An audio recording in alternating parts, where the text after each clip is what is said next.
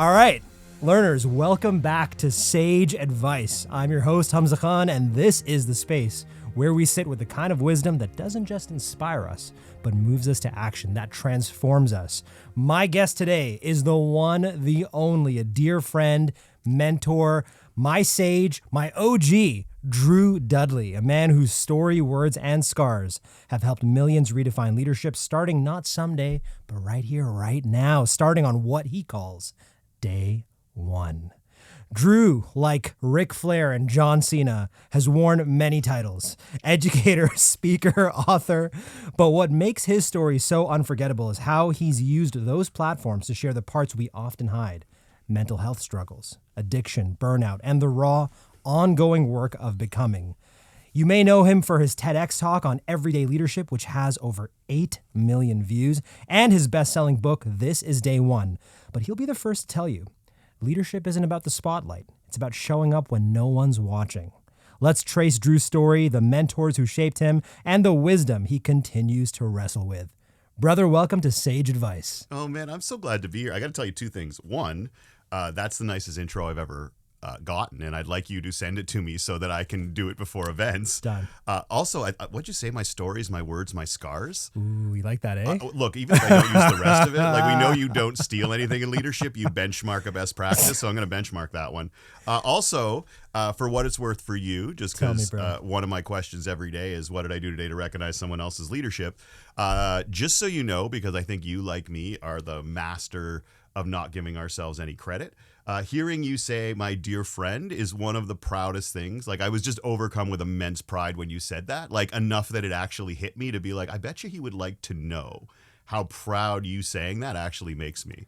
And wow. I thought we'd kick off by me saying, like, I was really hit hard by that. So that's really cool. Brother, it comes from the heart, and it's not going to stop. When I started this show, I knew how it was going to start. I knew how it was going to end. There was no way season 1 of Sage Advice was going to end without you. Oh, man, that's like How I Met Your Mother. Let's hope the ending is better. But that's it. You're the muse. You are the muse of the show because you are the person who called me to adventure many, many years ago. There I was, a dejected student, forlorn, wandering the upper hallway of the student center at the University of Toronto, Scarborough, completely dejected, checked out, failing. And it's a hallway that I had walked through hundreds of times, and there was many cork boards there, you remember, up there. And I would pass by these cork boards and never think twice about them. But I was in a phase of my life where I was wondering what's next. And one particular poster designed by Arjun Selvarajan, this guy, beautiful use of typography, white space, coloration. I mean, it made me stop for a fraction of a millisecond longer than I would have stopped. And it had the words, what's next? And it was advertising a leadership development workshop hosted by you, sir. Yeah. And with our dear friend, another one of my sages, Alan Grant. For sure, yeah. And a young lady at the time said, we should go attend this. And I was like, I don't know about this. And we attended it, and my life changed. Because there I sat, hearing you say the words that changed the trajectory of my life. The call to action that you gave me was, don't just go to college or university to get a job. Don't just go here to get a degree. Go here to grow personally, professionally, academically. Go here, your words, to subject yourself to the crucible of citizenship. Dude, when I heard that, my jaw hit the floor. I was like, what is going on right now? Hold on. I use the phrase crucible of citizenship. I wrote it down. Yes. Really? Yes, it is in my notes. Damn, I used to be smarter. I said crucible of citizenship? Points for alliteration, Holy right? cow, man. Like, back before I got medicated, I was a smart guy. I'm just teasing. But well, hold on to that. Because the phrase that you said, man, was it wasn't go to school to get a job. It was go to school to become the type of person who's great at jobs. Boom. And, there we go. But I had no idea. I said crucible. Man, like, I need to take your notes and be like, all this stuff I forgot, I would really like to be able to put it out there again. Dude, upload me to ChatGPT, man. Hamza GPT, my God, you got I access. just hang out with you all the time. Hang out with me all the time. There's something over there I'd love to explore. You and I should not start talking about ChatGPT right now because get so derailed. We learned that right before this started. Well, let me bring it from ChatGPT to my girlfriend's pants. And I cut you off too. You were about to like ramp up to get rolling, and I'm like, stop, make this about me for a second. No, so hear this out, right? So I'm very shy because my mind is blown, and I'm like, oh my God, like who is this person glowing at the front of the room? The sage. You have the light. You have the light right now, and you've always had the light in my relationship with you. And I remember walking up to you very sheepishly, and I can't remember the question that I asked you. I was just so starstruck. And I remember she was wearing, to be fair to you, her pants were very bright. And I think as we walked up, I think your words were, "Those are bright pants." Because back then, I wanted to try to break the ice without realizing, I think sometimes, like, I talked about this in my most recent TEDx talk, the idea that when your brain just jumps to something, it's like, oh, create a bond, like loosen things up. And I just said that, not thinking, oh, like, she just sat through a class. What's she going to think about me commenting? Why did I say bright instead of nice? So like back then I'd say things like that, particularly to women. Like I recognize that now. That was supposed to be like building a bond or trying to knock down like walls. And now like the more I get woke, I said it. The more I realize like was things like that they're talking about. Things that were not said with malice in many ways, of course. The opposite. But it was about how they looked. And so why I, a guy who's 10 years older, like noting that, even though I was trying to do it as a way to connect with someone, now I realize like you can't do that, right? Because I think it's going to be connecting. She thinks I'm an old guy who was checking out how she looked. Maybe she did, maybe she didn't. But I realize there's a possibility now. That's a whole other conversation about all of you who teach equity and whatever you want to call. It's working. Just so you know, this is a 48-year-old white guy who's telling you it's working. We'll pick that up some other time, I think, man. Oh, look at this. We've already started 4 conversations. Speaking of it working, right? You roll the dice with the best of intentions. And I'm very much the same way, too. If somebody has put in the effort with their appearance, I now say things like, that is a look, that is a vibe, that is fresh. Not to date myself over here, even though I look like a aging millennial DJ right now, the way I'm dressed right now. An aging millennial DJ. That's okay. I'm an aging whatever came before millennial DJ. You know that. There's photos of me in mod robes, pants, and a blue T-shirt that said "Pimp Instructor, First Lesson Free." Wow. I had blonde M&M hair and a visor, and that was me for like 3 years. Playing like really bouncy house music. So I do hear you on this, but now the beard's a little grayer. I'm so tempted to pursue that rabbit of a story, but that'll take us into many rabbit holes. That's for my autobiography when all my closest family is dead. I will tell the stories of like age 20 to 23. Or maybe the B-roll right after this. Let's see. Nope, but I ain't putting it on tape, brother. Fair enough. Fair enough. Where was I? We knew this was going to happen. We did. Oh my God. I got you. Okay. Bright pants. Yes. Sorry. We're trying so hard to get away from it. Not on my list of stuff I thought I heard. Hold on. Bright pants. Yeah. All right. Bright pants. You said that with the best of intentions, and you'll be pleased to know she was very flattered by it. Okay. Well, then I'm not worried. But what I do recognize now is the possibility it could have been a problem. So let's avoid it, right? What was surreal for me, sir, is shortly after we met, I began following all things UTSC Leadership Development Program, biggest in the country, one of the most influential. There has been nothing like it since. I compared to Bailey yesterday. I said the 3 best leadership development programs I have personally seen as somebody that's in the same spaces as you. The first is FINRA, Financial.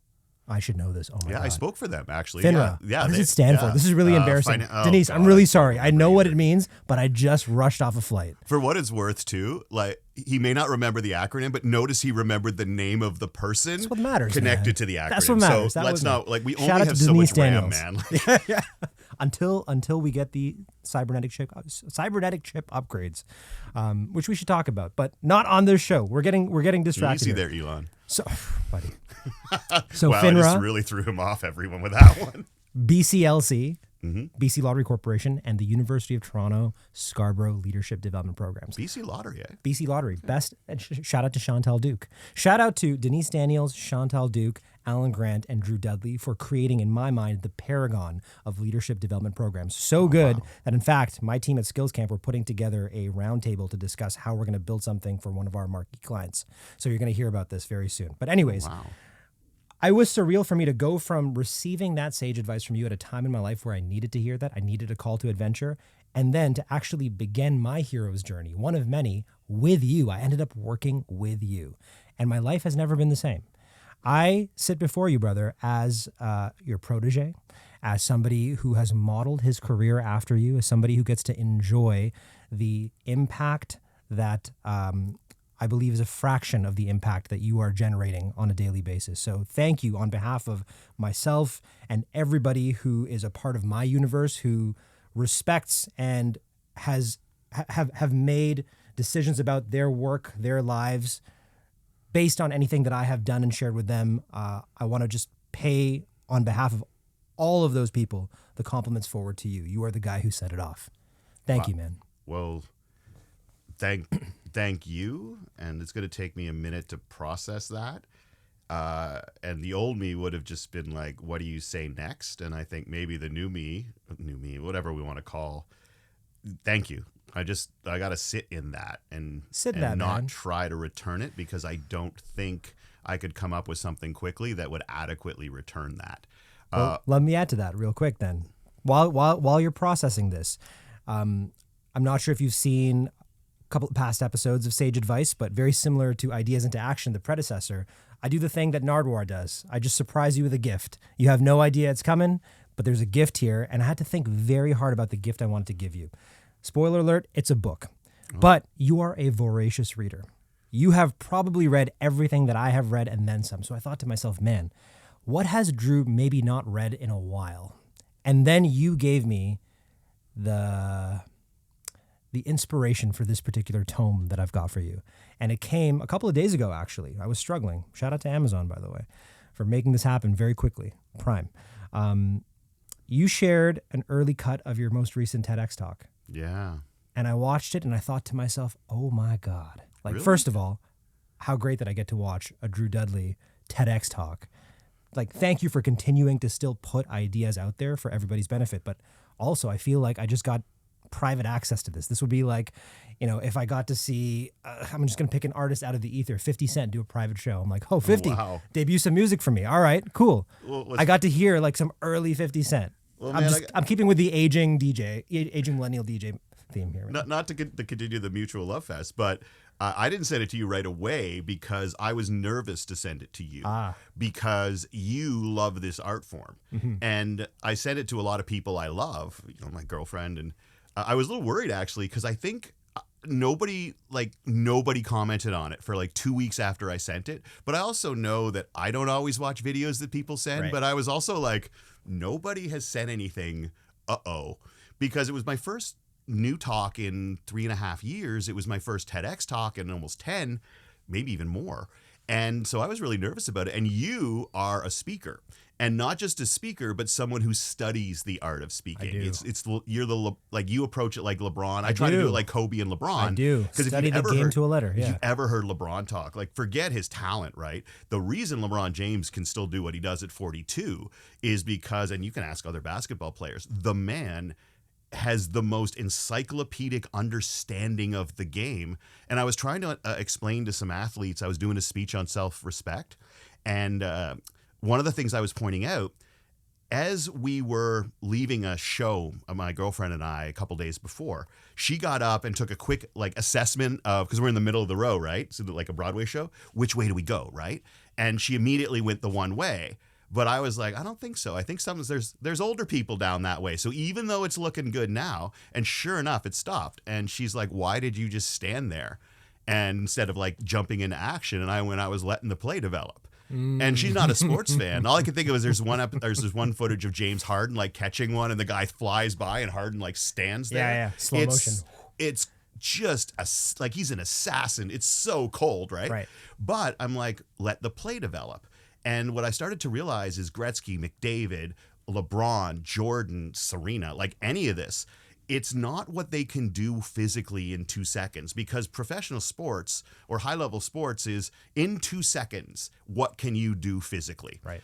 But the thing about the best is that they actually have 3 seconds in that 2 because it slows down for them. Exactly. And when you have an extra 50% to react, even though you don't, that's what sets them apart, is not that they have higher physical skills, although that does help, obviously. Like LeBron, he's still 6'9" and a monster. Giannis, no matter how well he understands the game, does have a slight advantage to begin.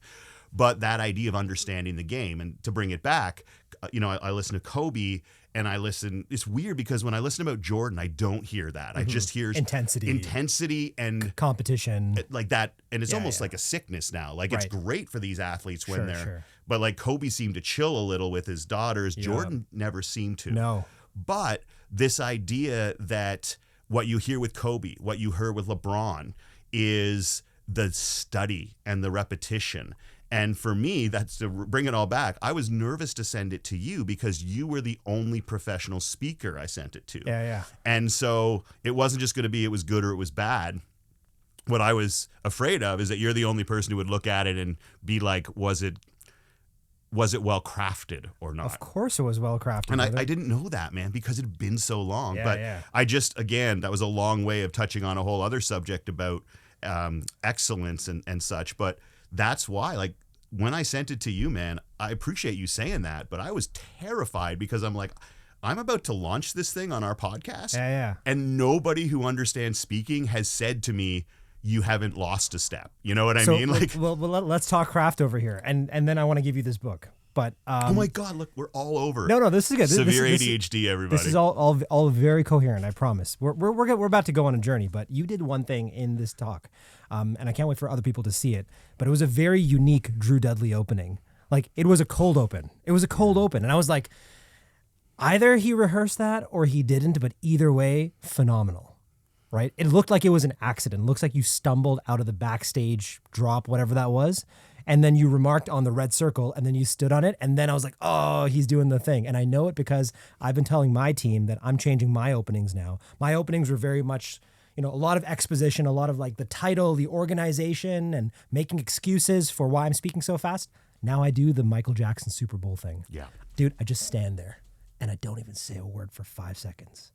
It just crackles. It just sizzles, man. It's ownership, right? Dude. But only if you like it. Like if someone who didn't love speaking did that as like a tactic, there's a discomfort there. Right. But I know that if I plant my feet on the ground and almost like root it to start, that's what I need to do to start. You can't be off balance to start. Exactly. But yeah, you're totally right. It's just that opening bit. And if you really are interested in becoming a better storyteller, if for anyone listening, I'm sure you do, The Moth taught me that. The podcast The Moth. Not familiar. Okay, The Moth. Oh my gosh. Tell me what The Moth told you. Okay, very quickly so we can keep on our journey. I guess years ago, and I apologize everyone, I'm getting this wrong because I heard the story ages ago. Ultimately, I guess what happened is a bunch of people would sit at their cottage and they knew everything about each other that like for years, right? So there's no real new stories. So what they started doing is storytelling. Like instead of just talking about their lives now, they'd pick a topic and everyone would tell a story. And it was on the back porch of a cottage apparently. And there was one light on the porch. And so while they'd sit around and tell these stories, and it started with their group of friends and then people from other cottages would come over, they started to call them moth talks. Because these moths would fly around their heads. So I'm thinking about your editor here, and I apologize. No, this is all good. Yeah. So they're moths. Weirder shit has happened on the podcast, man. There was sorry, go ahead. Yeah. Keep cooking. So these moths would fly around the light, and they started calling them moth talks. And then they started doing a podcast. And they'd get people to come in and do these stories. And then they started doing these story slams, which is like open mic night at a bar. Yeah. And so you'd go in and you put your name in. And if you get selected, you go up and do 5 minutes. And if you win that round at that open one, then you move up to like the regional and, it's like Glee. And eventually you go to a big one and they tape it for the podcast. And along the way, if you get past the first couple of rounds, they give you a coach. So it's a lot like TED in that way. But one of the things that I noticed, if you listen to Moth stories, and they are everything from hilarious to moving, and bring me back here because one of them changed my life. Okay. Like I might even consider it among the most transformative lines I've ever heard. And, all right. And when you want to come back to it, say Idaho. And what happened was I noticed in The Moth, there was no hello, my name is, there was no exposition. Get right to it. And for instance, my favorite one was a woman who was not a great speaker. English was not her first language. It was French. She was very nervous when she spoke. You could hear her voice trembling. And her opening line was, I was 48 and he was 23. Ooh, that was her opening line. And even delivered nervously and shaking, I'm sorry, I'm hooked. And dude, every one of their stories is like that. Just start. Now, this is perfect. We have to pause it right here because I'm like, I just want to like slam the table, but Igor would get pissed if we did that right now, and it would really offend the listeners and the viewers, because we talked about stories, we talked about hooks, we talked about the point at which the story changes, and I'm like, nailed it, because the book I got you, sir. Oh. Hero with 1,000 Faces. Joseph Campbell, the OG. This is where the 12-act hero's journey, the monomyth, was popularized. This is the distillation, the crystallization of tens of thousands, hundreds of thousands of stories, tens of thousands, hundreds of thousands of years of storytelling that has gone into this. And this is yours, sir. This is man. From one master to another, man.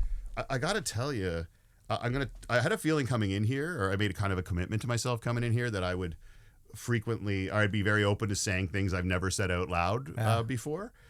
But honestly, man, thank you for calling me a voracious reader. Yeah. Here's my reveal. This will be the first book I've read in 3 years, because I don't have focus anymore. It's very hard for me to read. But I also hadn't done a new speech for the same reasons, and that's in the speech, for about 3 years. And then I tried it and it worked. And so the thing is, I haven't read in 3 years because I struggled with really bad ADHD symptoms. I couldn't focus. But I haven't tried because, 3 years ago, it was so frustrating that I haven't gone back to it. And I did the same with brand new speeches. And that worked out in a way that I'm pleased with, and also changed the way I thought about the future, just trying. So I'm going to go back to that. And this will be the first book I actually have the guts to try in about 3 years, because I got some fog come in after long COVID, and I just can't read more than a few lines at a time. Okay. And that's really frustrating. And so, but when I don't want to let people down, like people with ADHD, if they have like a deadline or they know someone else's feelings are involved, all of a sudden we lock in.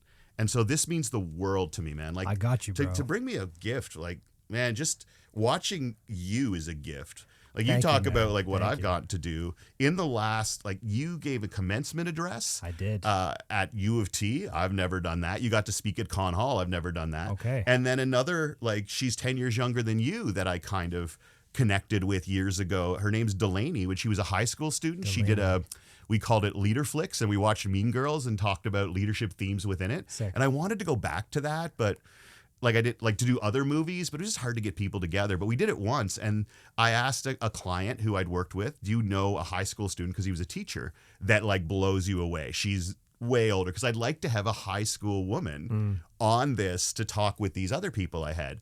And she blew us away. She sent me a text over last weekend, and it was a video of her speaking at Radio City Music Hall. Wow. To a packed house for NYU graduation. Good for her, man. And so I've seen you do that. I've seen her do that. Dude. And for some reason, they reach out to me.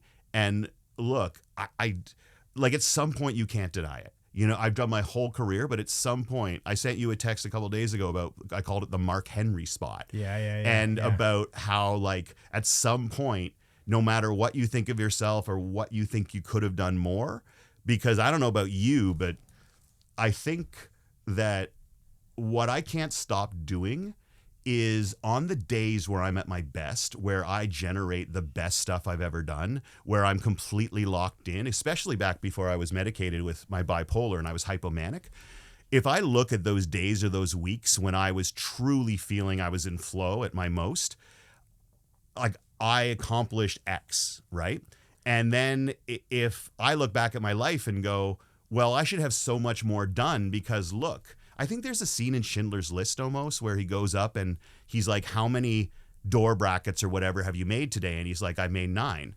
And he's like, okay, well, you've been here an hour and a half. He pulls out a stopwatch and goes, make a bracket. And the guy, of course, is like, oh, this is and he puts it together really quickly. And the guy's like, oh, 38 seconds or whatever. He's like, 38 seconds. Why do you only have 9 if you've been here for 90 minutes? And I keep thinking about on those days where I'm sure you do it too. You look back at the biggest projects you ever did and you're like, if I did that 5 days a week for the last 15 years, I should be farther ahead. And so what we use is our absolute best, and we say we should average that. And that's not possible, right?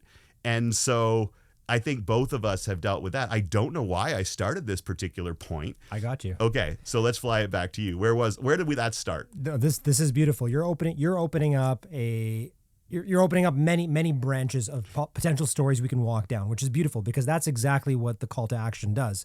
Once upon a time, there was the protagonist, you in this case, and every day he did X until one day. Yeah. And there are so many until one days, and I'm being very intentional about the one day because you were the person who then popularized the idea of flipping one day into day one. And that gave me and people in my life, including my wife, wow, look, I'm just rhyming over here. This is great. Aging millennial rapper now.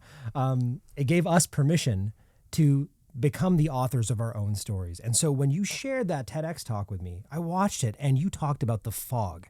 And it's a term that I've used as well, which is this thing that I have to move through. I can't see the next move, but when it's there, I just know I'm at my best and I get through it and I emerge on the other side. But you really challenged my thinking with that in terms of how the fog can cloud the hero's journey and you kind of lose sight of where you are. And you did so in a way that is uncharacteristically vulnerable. All of your talks are vulnerable, but this was Drew just lifting the hood and being like, here are the scars, man. Like I was not doing well and I'm still struggling right now. And I thought to myself, when I saw that, when I heard you say that, I was like, I wonder where Drew is at right now in the hero's journey. Because I know my hero's journey. I just completed a 10-year journey. It started at TMU, formerly Ryerson. My call to action was build community, and reinvent leadership. There was a bunch of call to actions that all coalesced, and I just completed that. So I ended my hero's journey. I know the role that you played. You were, if this was a movie, you would be the Yoda, the Gandalf, the Dumbledore character. You would be the mentor. I don't know, actually, Drew, where you are at in your hero's journey. If we're looking at like the 12-story arc, once upon a time there was, every day he did, until one day, because of that. And then there's the Valley of Despair, the innermost cave, slaying the dragon, and then you emerge from it the road home. I actually don't know, brother. So if we can you take us back as far as you want to go or as recently as you want to go to the inciting force on the journey that brought you here right now? Yes, I can. May I say something first? And you remind me that's what I'm supposed to do? Gotcha. A couple of things. I find it really interesting that you say you see me like as Yoda or that. You are. But like in the hero's journey, because here's how I feel about myself, just looking at my life and everything. I see myself more, if we're going to talk about being in movies, as like the main character in every musical biopic. You know what I mean? Like you start out as like a decent person and then you work really, really hard and then your talent gets discovered and you get to do it and then the machine ingests you. Like your life falls apart. There's always like the montage Rhapsody, of like, but think Bohemian Rhapsody, Ray, Rocket Man, Walk the Line. Sure, heck, man. even like tragedies, even dude. Walk Hard, right? Like it's you go up, you have this huge crash, and you come back. I've always thought of myself rise, fall, rise. Right? That's my life, right? And but I never really saw the rise necessarily. And then the other thing I'll mention is you said I went up there and was vulnerable, and it's interesting because I didn't think of it as being vulnerable. I thought of it as being of explaining myself. So I wasn't like, this is who I am. It was more like, there's been some stuff for those of you who know me that may have been different. I've never really shared it because I don't think I'd processed it yet, and I was embarrassed by it. When I stopped being embarrassed by it, I have no problem sharing it because it's not really vulnerability if you're not embarrassed by it. Because vulnerability is about opening up something you think can hurt you. And so when people say you're vulnerable about your weight or you're vulnerable about your alcoholism or you're vulnerable about whatever ADHD, my God, it does seem like I'm an attention seeker, isn't it? I didn't talk about my ADHD or what was in that talk because I was afraid. We talk about changing perspectives on mental illness, but I'm like, eventually people go, well, now he's just looking for attention. Here's another one. But when I was on stage, it wasn't about vulnerability because I'm not ashamed of it anymore. It was about explaining. And whenever you do a speech, like we're going to throw some of the art in here before we answer your question, is that the question I always ask is, what is the audience afraid of? And I was speaking for a bunch of day traders who wanted to be full-time traders. And I was asked to speak on mental resilience. And so I told that story because the story is the basic unit of human understanding, because it's weird, man, because I think I told you this in that talk, and I'm sorry we're talking about it. You can go see it on the Good Company podcast, is that I don't start talking about the audience until the 9-minute mark, and I do that until the 14-minute mark. And so the actual talk that I wanted to convey was just the last 4 minutes because it's about the people in the room. It is. And I only added the personal story for 2 reasons. One, I never shared it and I wanted to. And TED Talks are a great way to do it. The other one is the people in the room would still pay attention for 13 minutes because I'm there, and they had gotten used to the idea that each speaker would talk about their own personal experience. So they were going to lock into it. But I did know that I needed to have at least a portion that was about the audience. For them, it was the call to action, but I wanted it to stand on its own, which is why at the end I shifted from the idea that I had developed a brain fog, and those of you listening have heard it. The ideas are still there, but it's hard to sort of find them and reach them and keep them in order now. And I used to be very good at that. But it also means that I play with my ideas longer now, so I understand them better. So by the time they get out, I run them through that. How could this affect people? And is this actually what you're trying to do? Is this the tone? I never had time for that. Is this going to make someone feel threatened? Is this going to invoke fear in people? I wanted to show I was smart by getting to the next thing so quickly that before my brain slowed down and made me have to chase my ideas, I didn't see a lot of the problems with them and the blind spots. And so that's why I told that story to start, is to set context, and also perhaps for anyone who had a before and after in their life, the idea that they're trying to get back to what they used to be. Because what you said was, I forget what you said exactly, but I was trying to convey something that I was going through it. And actually what I was trying to convey is that I was ignoring that I was happy. Right. And so you were there. Yeah, I was at the end of your story. Yeah. You were in the finish line. Yeah. After you finished the race, and you were having drinks. Yeah, and just I wanted to warn these people, because if they're spending thousands of dollars to go away for a weekend, they want more, right? Mm-hmm. Like they're driven and they're smart and they're doing 2 jobs. They have potential. They're in the hustle culture because some of the other speakers, they're in the race. Yeah. Some of the other speakers were just like, never stop. You got to do this. One guy was like, your laptop, he took his laptop on stage because he's like, it should be with you at all times. It should be with you in the bathroom. How do you relax? Yeah, but he made millions of dollars. So he has the right to come down and say that. Sure. And some of them were like, oh my God. Yeah, but like, and that's him. That's also why I was there. Yeah. The organizers were like, yeah, the counterbalance. So people can get a little bit of everything. And so ultimately, I forgot why we started that particular piece, but to go back and answer your question that started it all, because I did want to point out that I'm not vulnerable if you're not ashamed of what you're talking about. And that means that you can impact people by doing things they see as vulnerable, but then you show them you don't have to be afraid. The number one thing we can do to mentor people or be a sage is not to tell them how to be better. It's to tell them how to be less afraid. Mm-hmm. Because if you're less afraid, you are better. You're not as mean. You don't say nasty things. You don't react as much. When you feel better about yourself, when you feel strong, like we should not chase happiness in life. Happiness is this little fleeting moment, right? It can't sustain you. You can't reach back and grab happiness from 3 days ago to get you through the tough right now. You can remember it, but what happens is then you lament it. But if you have strength makes happiness possible. You can't be happy except in moments where you feel strong and safe. So happiness is a very small, like it's the little chocolate thing in the cheesecake, like the chocolate chip. Fondant. But it's the cheesecake that's awesome, right? And so the cheesecake is strength. The little like fruit nut in it, or that little caramel thing, or the whatever, the Rolo, sure that's happiness. And what drives it all? Like what started it all that got me to a point where I then broke? Because that's why I talked about potential, is because chasing my potential ran me right past my safety, right past my health, right past my happiness. And so what started that all? Man, I was at a conference. I spoke for a bunch of high school students, and the guy who was speaking after me was doing Q&A, not a speech. And he was a billionaire. And like you and I have talked about this, the human brain can't conceive of a billion. Like, what is it? 11 minutes or 11 hours is a million seconds, and 11 years or 30 years or something idea, is. Man. I'm financially and mathematically literate, dude. Yeah, but like that blew my mind when they're like a million seconds is like this many minutes and a billion is years. Yeah. I'm like, we don't get how big a billionaire is. And so he was up there, very nice guy. He had written a book called Animals I've Seen in Real Life, because when he was young and very poor, he made a list of all of the animals he wanted to see in real life, because he thought, to see all of these animals, you must have had a successful life. You can't see a rhinoceros in the wild. You can't see a giraffe in the wild.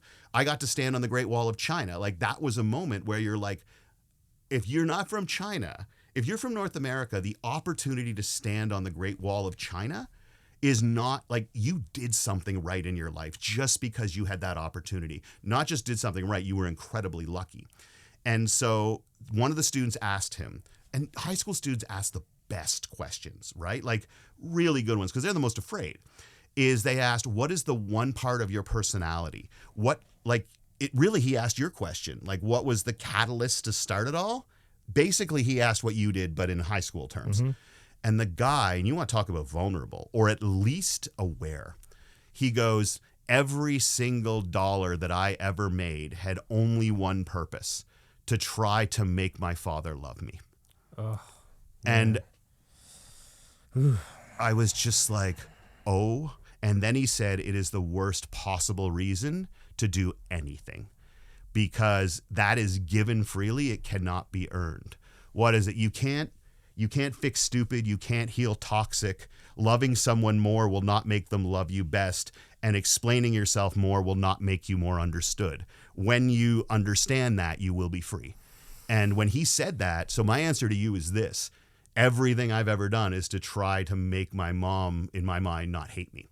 And yeah, now that she has dementia, I can say that out loud, because a couple of things. One, she won't hear it, because that's a rough thing to say. And I wouldn't put that on anyone regardless, because now looking back, a lot of my mother's behavior, I realized, was PTSD symptoms. I don't know if she had PTSD, but once someone said, everything you describe about what caused emotional upheaval in your house, it sounds a lot like PTSD. Like if there was a loud noise, your mom would lose it. Like she was very hard to predict her mood. She'd overreact to things very strongly. So that's a lot of PTSD stuff. And guess what, everyone? I got that too.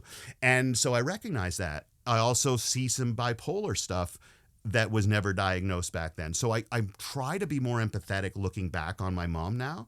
When I left her home a few months ago, because it changed my life this moment, the nurse came out and she put her hand on my shoulder and said, I think you need to know this. Your mom only says good things about you when you're not here. Your mom doesn't hate you. And I think you need to know that. And it was before Christmas. And I remember going home that night, and it didn't hit me at that moment, but as I closed my eyes, it was the first time in my life that I could consciously remember going to sleep not thinking that my mom hated me. It was the first time in my life I did not hold that belief. And honestly, man, when people say, wow, you seemed really upbeat, sometimes you do not understand what is on your shoulders. And so that's where it all started from me. And if you'd asked me that 5 years ago, I would have given you dramatically different answers. Possibly when one of my friends passed away, like what started it all. But I realized what started it all was an unending desire to have someone approve of me, to have adults approve of me. And everything was driven by that. Like my grades were the most impressive thing about me, and that was okay for me. And I realize now it wasn't because I wanted to impress teachers. It's because I just wish this one person, she didn't have to be impressed by me. She just didn't have to dislike me. And honestly, man, I'm not sure she did. And so there's a scene online now where, Kathy Bates. Have you seen this? Kathy Bates is doing an interview. And she says sort of what I just said. Mm-hmm. Like my relationship with my mom was very difficult. And I think it really fell apart when I got my Oscar and I forgot to thank her. And I think that destroyed our relationship for the rest of our lives, because I don't think she forgave me for it. And I never forgave myself for it. I know that. Wow. And the interviewer said, you thanked your mom in your Oscar speech. And she's like, no, I didn't. I forgot. Like, I know I forgot. It's been brought up.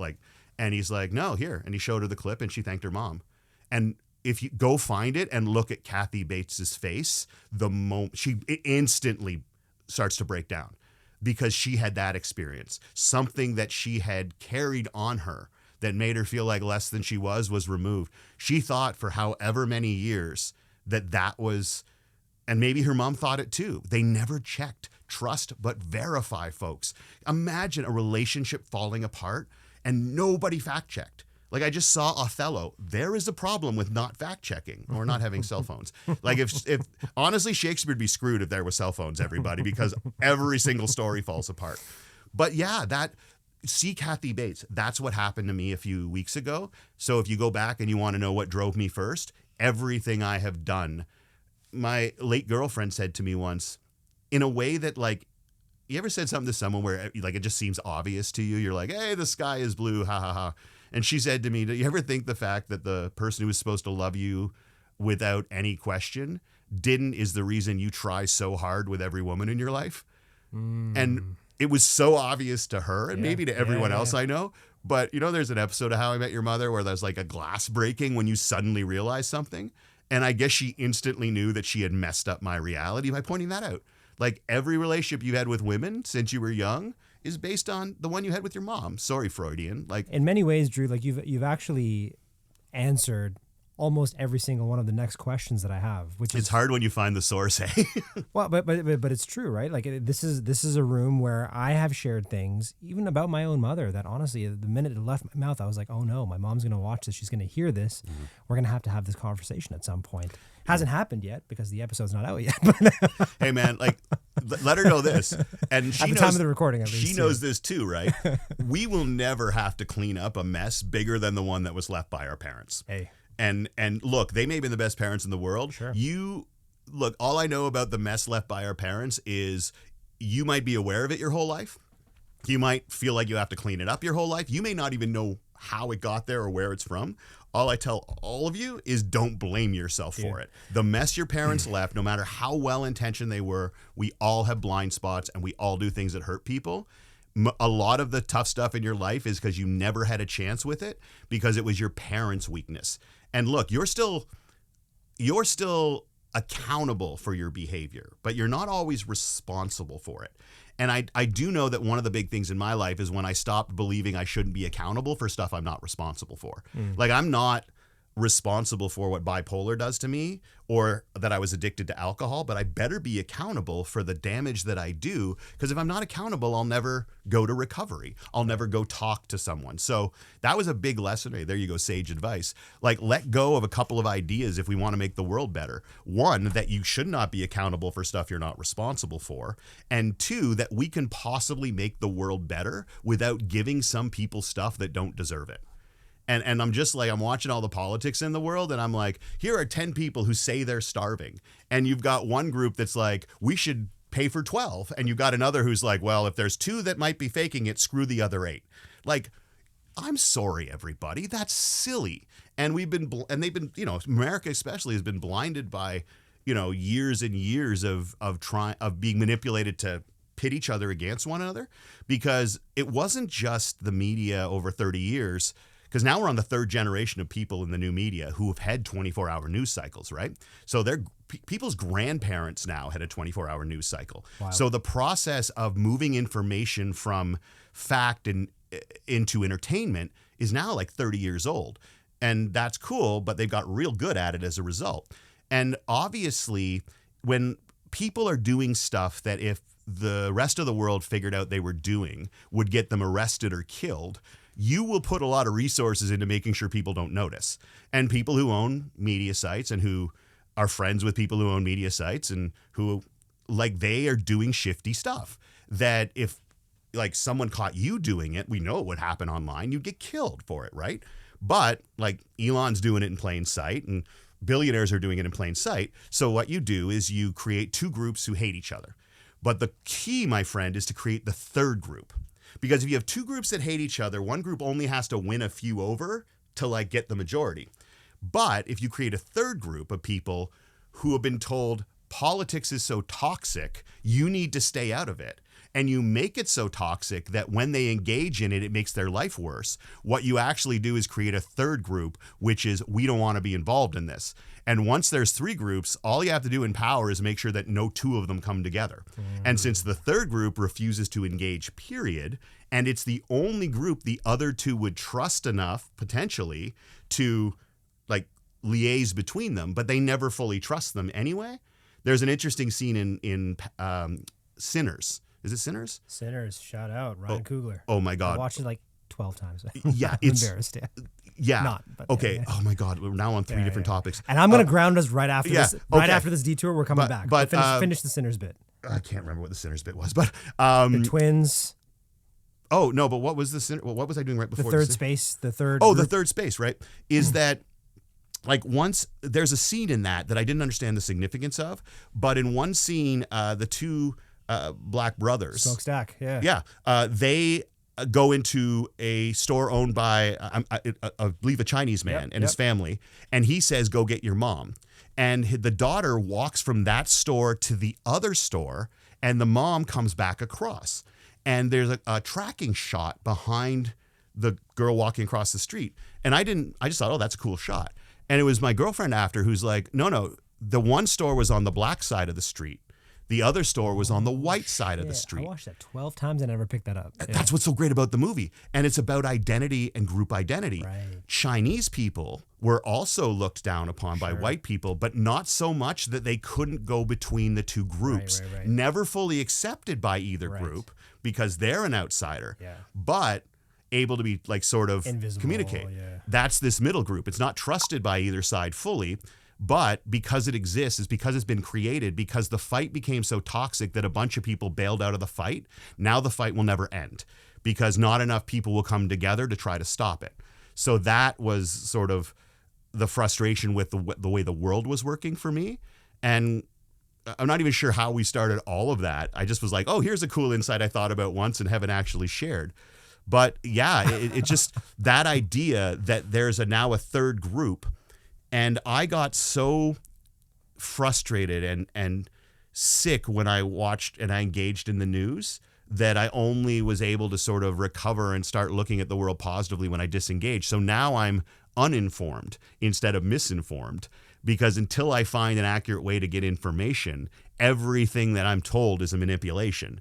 And I know that sounds like a conspiracy theory, but I'm not like, I'm just looking at the world and being like, I am angrier when I listen to these people. Why on earth am I listening to these people? And I don't know what got us there, man, but that's just something I've been dealing with in the world now. Is a big part of my focus is we as leaders don't have to teach facts so much, especially educators. What we need to do is teach people how to evaluate what they're told are facts, because everybody gets information from everybody now. Like most people's number one source of information is everyone. Everyone is the worst source of information on the planet. But almost all the information that we take in comes from what are we looking at here? Like communal, like putting things together. Like everything that we take in, we're just pulling from some pot that everybody puts stuff into. Everyone is look, I trust the eyes of an honest man more than I trust what everyone knows. That was the first line I ever heard in Game of Thrones. It was I walked in, someone was watching an episode and someone said, dragons don't exist. Everyone knows that. And Tyrion said, I trust the eyes of an honest man more than I trust what everyone knows. And honestly, son of a bitch, I'm in. That's my advice to all of you. So if I see sage advice, I chase it, everyone. And right now you're like, I want to hear the end of that story that you started. Go ahead. No, this is good, right? So with sage advice, it's a work in progress. We're figuring this out. And if you compare this to episode 1 with Samra, very linear, right? Like we're just trading answers. And I'm getting one piece of sage advice after another, and it's following the flow. And then by episode 3, which I'm really excited for you to check out, we talk about the relationship between attachment styles, start in childhood, and how that plays out in leadership. And it's just becoming a little bit more free-flowing. I think the last guest that we had, you know this guy, Adam Rodricks. Oh, yeah. So it was kind of like this. Just, buddies catching up. But what you're doing over here is you are just dispensing a lot more sage advice than I have outlined. So this is perfect, man. Like, Just keep it coming. Keep having fun. Maybe the keep problem sharing is- what's on your mind. But I do have to anchor us with the narrative go arc, ahead. especially given that Igor's got another recording right after this. Right on, Igor. So, try your best, man, because I think you've answered this question like 12 times already, which is fantastic. But if you're thinking about the journey that started with you feeling like you have to, earn your mom's approval so that your mom doesn't hate you, which then manifested into young Drew, teen Drew, adult Drew, doing things to have adults approve of you. Along that journey, what was the piece of sage advice that resonated with you the most? Something that you read, something that you heard. I mean, you've shared a lot with us, but is there anything that stands out that you find yourself coming back to time and again? I'm going to go Idaho now. Okay. My first caveat will be the best advice you're going to get will depend on what you need at the time. So I got certain advice when I was in grief that was the best advice I ever got. But it wasn't necessarily applicable to parts of my life outside of grief, right? And so I got great advice when it was about starting a new career, the best advice I ever got. But the best advice you ever get depends entirely on what it is that you need at the time. So the best advice you ever get isn't necessarily great advice. It's the most useful at any given time that you can then keep using. So I don't know, but I will tell you this moment that I'll share with listeners because everybody goes through grief. Universal human things. The best advice in the world is usually going to be the stuff that applies to the most humans, right? And so my girlfriend passed away, and she died by suicide, and it was such a traumatic thing, and that's where the PTSD comes from. Is I myself and her twin sister found her that morning, and that's. I hope I never see. I've now seen several dead bodies. And especially when they're people you love, it is the last thing you can remember. You have to work to get past that image to get to everything you remember, even though you only saw that image for half an hour. But that's the image you have to cut through for the rest of your life. And so when she passed, I didn't cry for a long time. And I realized that what kills us isn't our emotions, it's the judgments we place on ourselves for having them. So I shouldn't be laughing, she's dead. I shouldn't be so sad, she'd be mad about that. I should be crying more, how have I not cried? Didn't I care? So it's not that I feel sad or lonely or jealous or guilty or angry, because suicide is such a complex thing to process and all of those things come in, but I never cried. Then I'm listening to The Moth, and I'm driving through Idaho from one speech to another, and they say, hey, today's episode is about grief and loss. I'm like, nope. And then I listened. And there's these 3 stories, and the first 2 are great, but it's the last one told by Kate Braestrup, I believe. And she's a chaplain in the National Park Service, and it's her job to be there for families when someone dies in the park. And she was talking about how children deal with grief differently than adults do. And she summed it all up with a phrase at the end where she said, grief is just love coming face to face with its oldest enemy. And God, it still gets me. And I pulled the car over and cried for like half an hour. It was just like this. It wasn't even advice. It was an insight that I needed at that moment. I don't know if that's the best advice I've ever been given, but I do know it's probably the single piece of advice that helped me the most in a given moment, if that makes sense.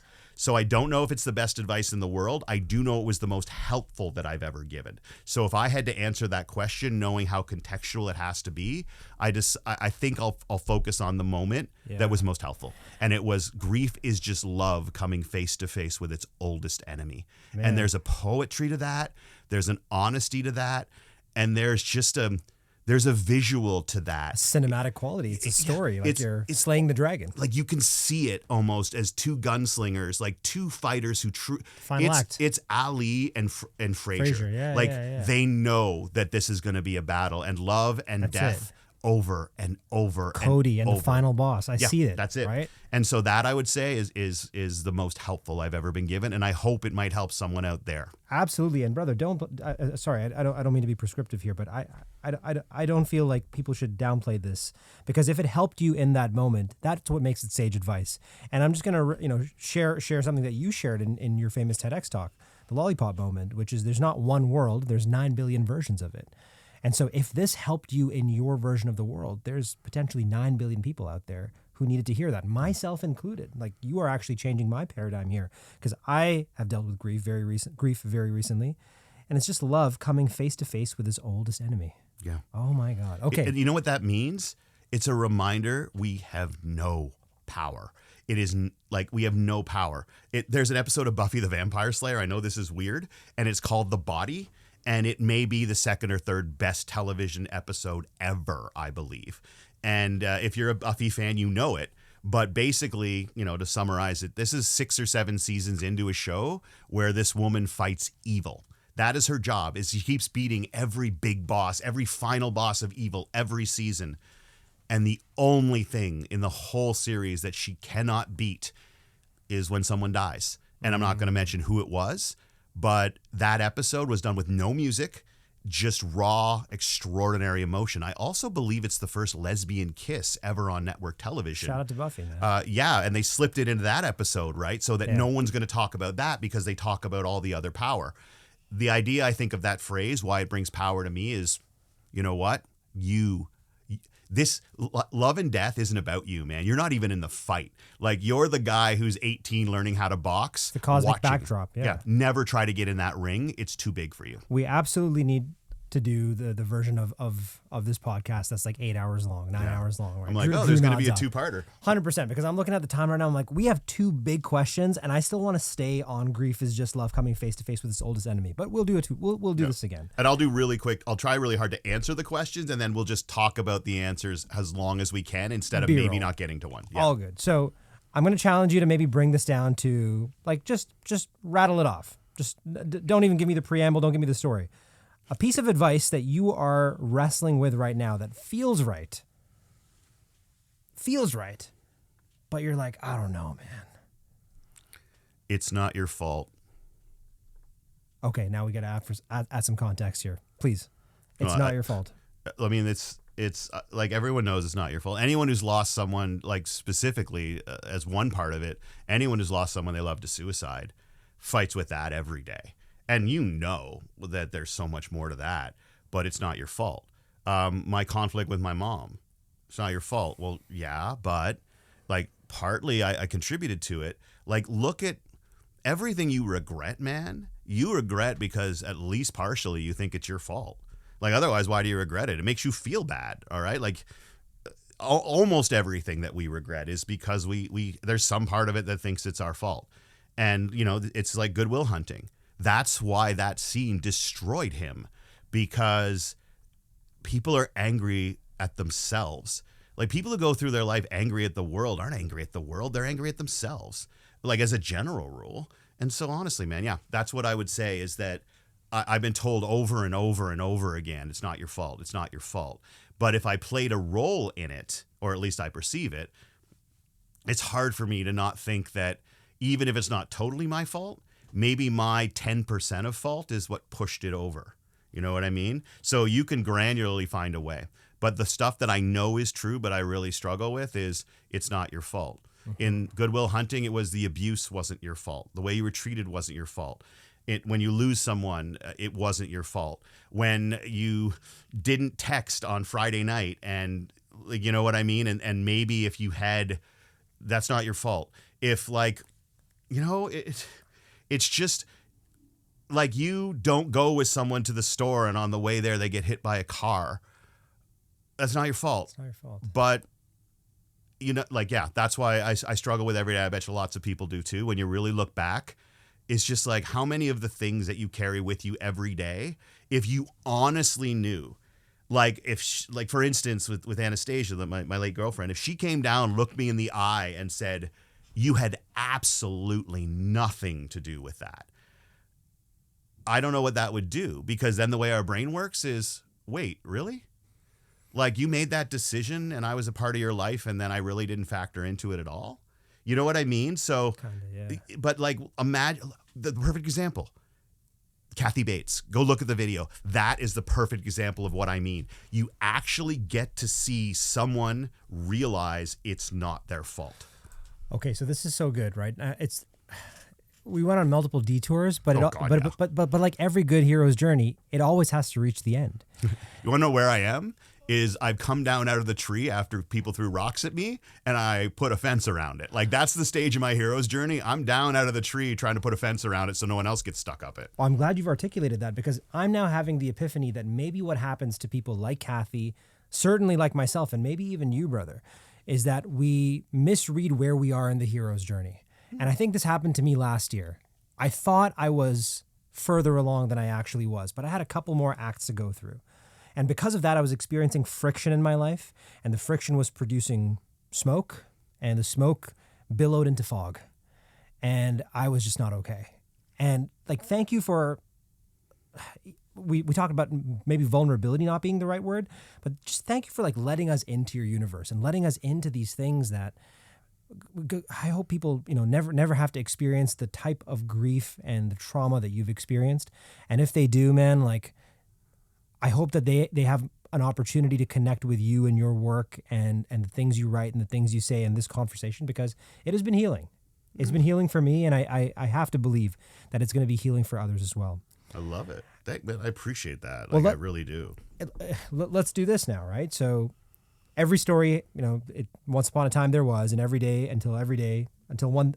Sorry, I'm stumbling over my words here because I'm trying my best to like land this plane over here, but at the same time, I'm feeling all the feels. So we've been doing barrel rolls the whole time, right? So like, yeah. I am a lot. I am told. Like people are said being in a room with you sometimes, like especially when I've taken the meds right before I came in, right? So I'm locked in. Is that I'm a lot, but it's a fire hose. That's what they say. That it's a fire hose sometimes. It's a fire hose, but I'm your friend, man. I have known you for a very long time. I knew you probably at the beginning of this thought leadership journey, or I met you just shortly while it was just starting to take off. Yeah, 2005 was when I gave my first leadership speech. So it's 20 years. It's September 5th, 2005 was my first leadership speech, and and I started the company in August of 2010. So this is 15 years professionally. Dude. And I think I told you that I will be doing my 1,000th speech. So yeah. Anyway, we don't have time to dwell on that. I can tip my hat to you, man. I get the silver stick before the game. Well, I wanted to say that like I have known you all those years, and you have been nothing but consistent, consistently gracious, consistently magnanimous, consistently generous, consistently loving. I mean, dude, you're Drew. Like this is a journey of 1,000 miles. You know what, man? Like a lot of people who are like that, they're trying to make up for the damage they've done in the past, right? So I appreciate that.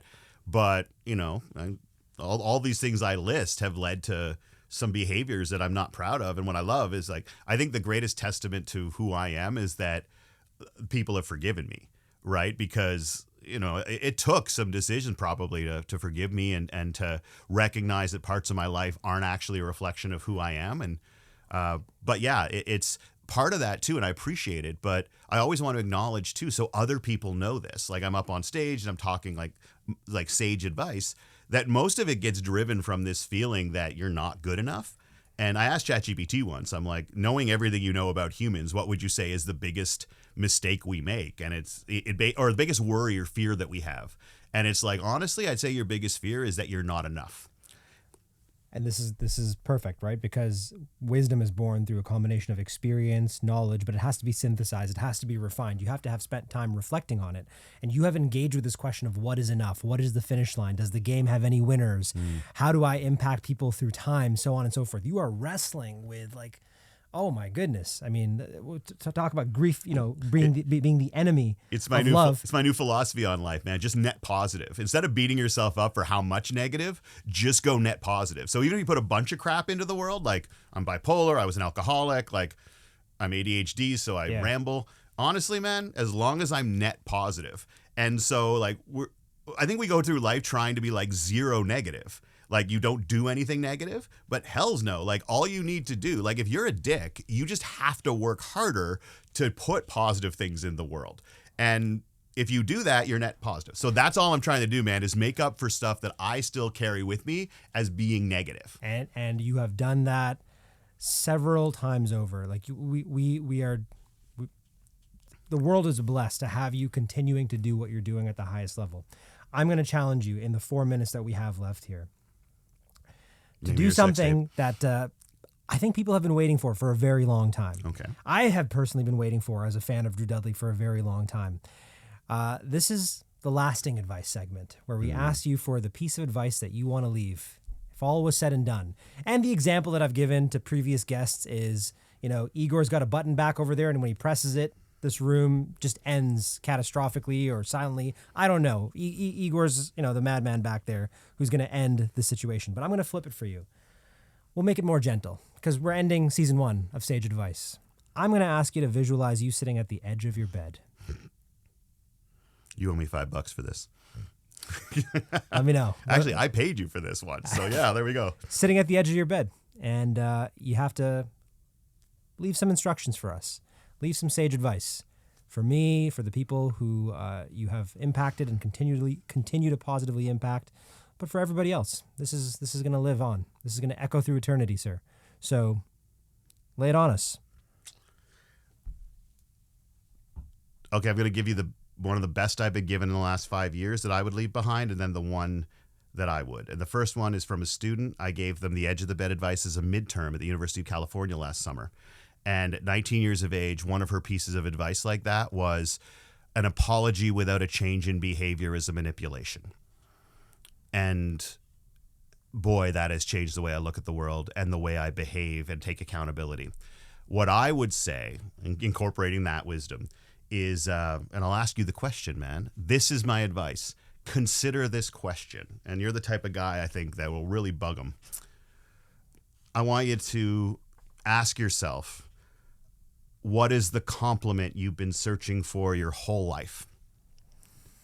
And when you figure that out, adapt your goals and your behavior so that you earn that compliment.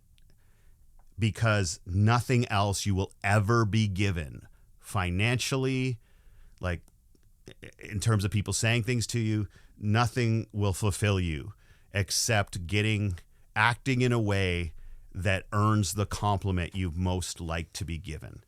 And so figure out what that compliment is, and then ask yourself, is my focus in life, my resources, my energy, my stress going into earning that compliment, or is it going into something else? Because if it's something else, even when you get that something else, it will not fulfill you. I'm not sure that the compliment will, but I don't know what compliment I was looking for. Often what that compliment is, you will not know it until you hear it. And I don't know what I said, and it was a flippant little remark, which makes it hit harder because it wasn't said to try to make me feel good. It was just like said matter-of-factly as someone walked out of the room. And I was saying, oh, I'm such a dick for something. And my girlfriend said, please, I don't know any man who's more dedicated to being a better man than you are. So wherever you think you are, come on, man. I don't know anyone who's more dedicated to being a better man. And then she just walked out of the room like it wasn't just a big thing. It's just what she thought. And I did not realize until that moment that that was the compliment I wanted my whole life. Doesn't matter where I've been or what I've done. It does, but my job is to be accountable for it, to try to fix it when doing so won't cause more damage. But whatever you are as a person, if your primary goal is to be a better one, fail or not, like there was a person who loved me not because of anything that I'd done. She loved me because of who I aspired to be, not what. And I said it in the talk. It is a real moment in your life when you realize that the thing that you feel matters most about you or that you should be proudest of, that the person you love the most does not give a shit.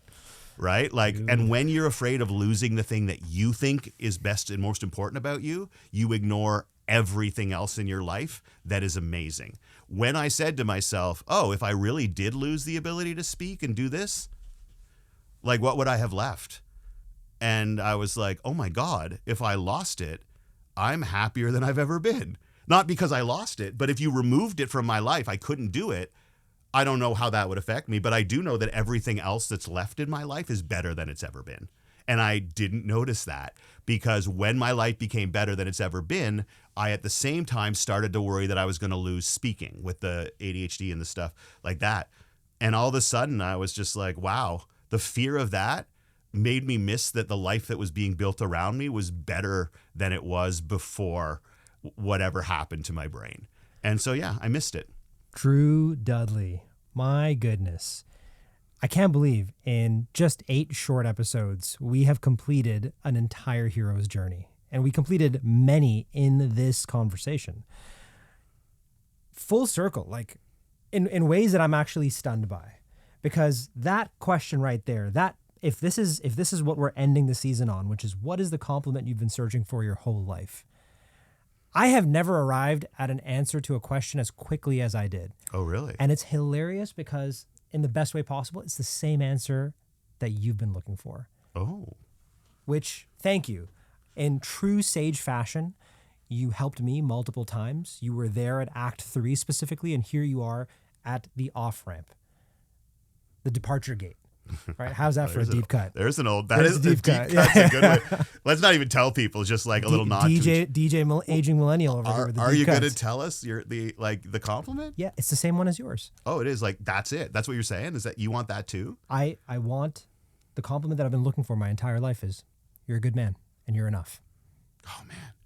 Well, here's the thing. I'll tell you the thing, sir. I'm really sorry, but I am getting a message that we do have to wrap this up. For sure. I'll just say this, brother. Please. Don't, like my last piece of advice as a caveat, act like it, knowing that someone else may never give it to you. But if you act like it, the big question is, when you really are honest at the end, could you give it to you? And that's what we're struggling with, is that what's the compliment you most want to get, is that to convince ourselves that we deserve it is tough. And that's going to take a lot of behavior that we can't deny. Perfect, sir. Chef's kiss. And I want to do this for like 3 more hours, brother. We should. We'll find a way. We got some B-roll footage to record after this. Man, I have a script, but I'm gonna speak from the heart here. You are a good man. Thanks, brother. You are enough. And you are a sage to me and a sage to many, millions, if I had to guess. Just thank you, sincerely, from the bottom of my heart. That was Drew Dudley. And I hope learners, everybody who's been with us on this journey at Sage Advice, I hope that all of you have felt what I felt, which is a deeper permission to be human and, frankly, a deeper permission to be enough. Drew doesn't just speak about leadership, he lives it in the quiet, liminal moments, the messy ones, the ones filled with uncertainty, fatigue, and flawed beginnings. And he reminds us that leadership doesn't begin when we're ready. It begins when we decide. It begins on day one. His day one process isn't a theory. It's a practice, a commitment to showing up on purpose, with purpose, every single day. Drew, brother, thank you for leading with your heart, your story, and your pain. You've made the path brighter for anyone wondering if they're enough. I'm Hamza Khan, and this is Sage Advice, and until next time, stay hopeful.